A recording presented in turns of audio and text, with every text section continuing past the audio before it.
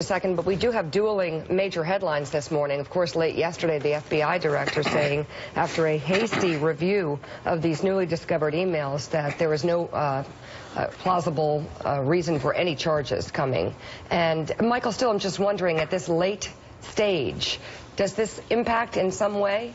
In any way? Yeah, I think it does. The problem is what you had 9 days ago was Comey coming out and saying, oh, there may be something here.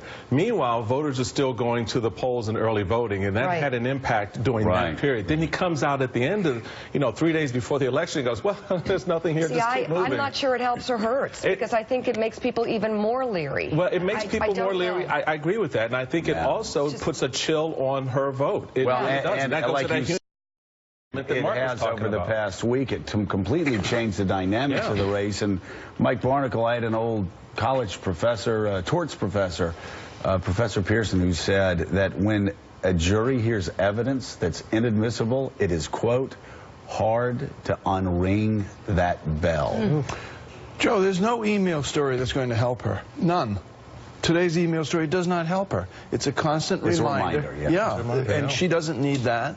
The story this has the most impact, other than on voters, on the FBI.